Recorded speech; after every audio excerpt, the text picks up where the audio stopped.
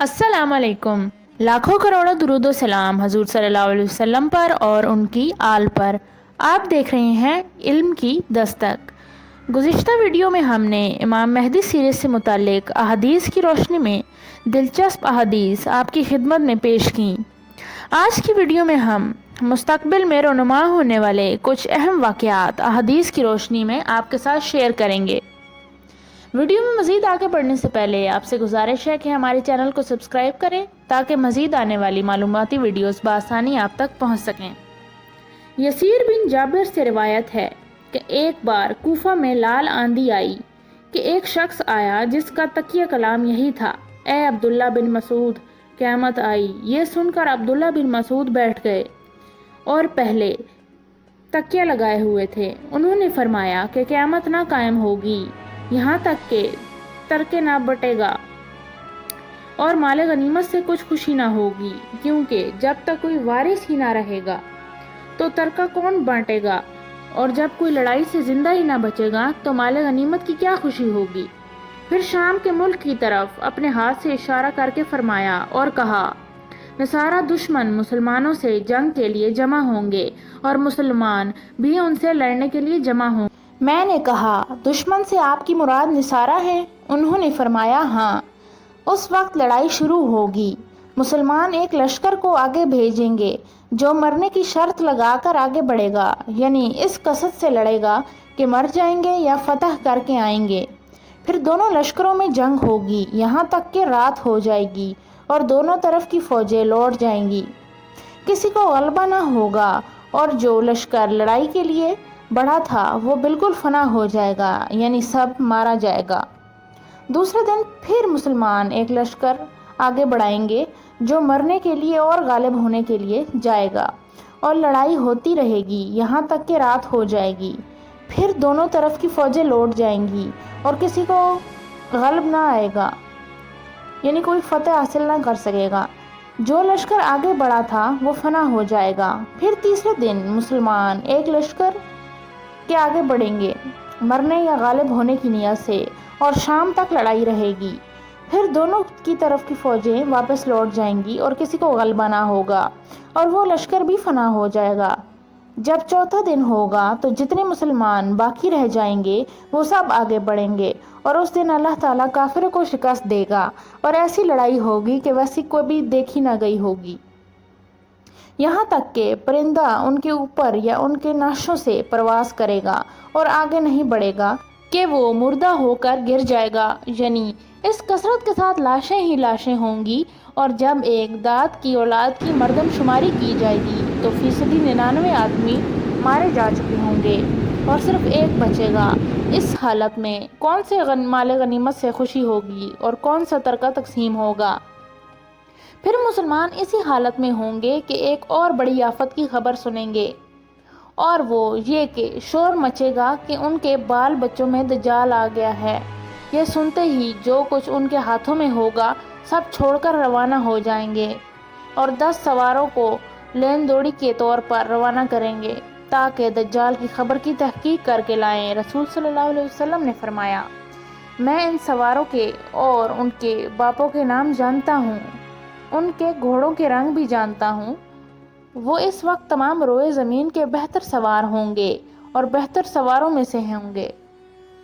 अबू हुरैरा रज़ी अल्लाह ताला अन्हु रिवायत करते हैं कि रसूल सल्लल्लाहु अलैहि वसल्लम ने फरमाया, क्या तुमने वो शहर सुना है जिसकी एक जानिब खुशकी है और दूसरी जानिब समंदर है? हमने अर्ज़ किया, या रसूल अल्लाह, सुना है। आपने फरमाया, क़यामत उस वक्त तक नहीं आएगी जब तक कि बनु इसहाक के 70,000 मुसलमान इस पर चढ़ाई न कर दें। जब वो इस शहर के पास जाकर उतरेंगे तो ये किसी हथियार से लड़ेंगे ना तीर चलाएंगे, बल्कि एक नारा तकबीर लगाएंगे जिसकी बरकत से शहर की एक जानिब गिर पड़ेगी। तो इब्न यजीद जो इस हदीस का एक रावी है कहता है कि जहाँ तक मुझे याद है मुझसे बयान करने वाले ने इस जानिब के मुतालिक ये बयान किया था कि वो जानिब समंदर के रुख वाली होगी। इसके बाद फिर दोबारा नारा तकबीर लगाएंगे तो इसकी दूसरी जानिब भी गिर जाएगी। इसके बाद जब तीसरी बार नारा तकबीर बुलंद किया जाएगा तो दरवाज़ा खुल जाएगा और वो इसमें दाखिल हो जाएंगे اور مال غنیمت حاصل کریں گے۔ اس درمیان میں کہ وہ مال غنیمت تقسیم کر رہے ہوں گے کہ آواز آئے گی، دیکھو وہ دجال نکل پڑا۔ یہ سنتے ہی وہ سب مال و متاع چھوڑ کر لوٹ پڑیں گے۔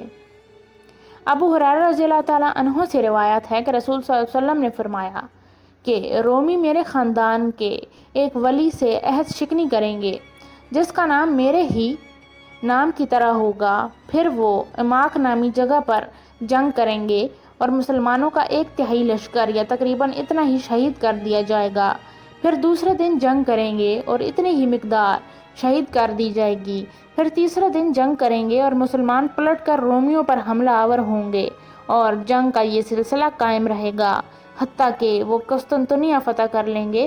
پھر اس دوران میں کہ وہ ڈھالیں بھر بھر کر مال غنیمت تقسیم کریں گے کہ ایک آواز لگنے لگے گی کہ دجال تمہاری اولاد کے پیچھے لگ گیا ہے۔ ابو امامہ رضی اللہ تعالیٰ عنہ روایت کرتے ہیں کہ رسول صلی اللہ علیہ وسلم نے فرمایا کہ تمہارے اور روم کے درمیان 4 مرتبہ صلح ہوگی۔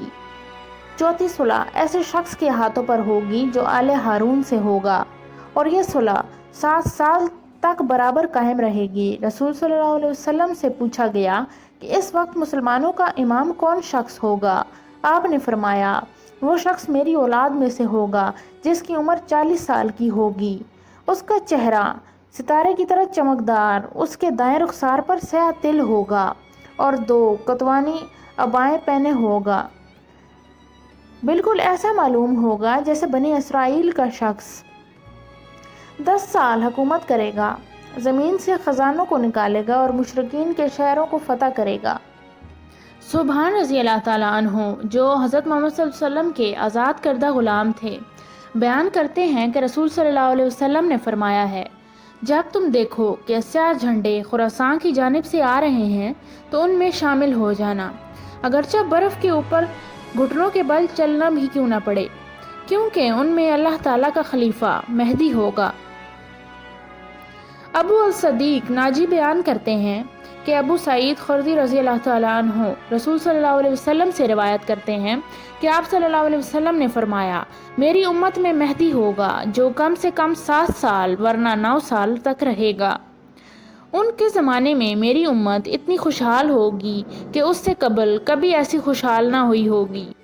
زمین اپنی ہر قسم کی پیداوار ان کے لیے نکال کر رکھ دے گی اور کچھ بھی بچا کر نہیں رکھے گی۔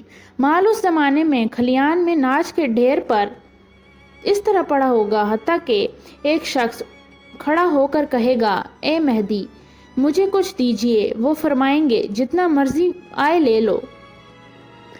ابو سعید خدری رضی اللہ تعالیٰ عنہ بیان کرتے ہیں کہ ہم نے حضور صلی اللہ علیہ وسلم کے وقوع پذیر ہونے والے حالات کے بارے میں حضور صلی اللہ علیہ وسلم سے پوچھا کہ آپ کے بعد کیا ہوگا؟ آپ صلی اللہ علیہ وسلم نے فرمایا میری امت میں مہدی ہوگا جو 5 یا 7 یا 9 سال تک حکومت کرے گا۔ ابن مسعود رضی اللہ تعالیٰ عنہ سے روایت ہے کہ رسول صلی اللہ علیہ وسلم نے فرمایا میری امت کے آخر میں ایک شخص مہدی ظاہر ہوگا جس کے دور میں اللہ تعالیٰ خوب بارش نازل فرمائے گا اور زمین کی پیداوار بھی خوب ہوگی اور مال حصہ رسد سب کو برابر تقسیم کرے گا اور مویشیوں کی کثرت ہو جائے گی اور امت کو بہت عظمت حاصل ہوگی۔ 7 یا 8 سال تک اسی فرمانی سے رہے گا۔ راوی کہتا ہے کہ 7 یا 8 سے آپ کی مراد سال ہے۔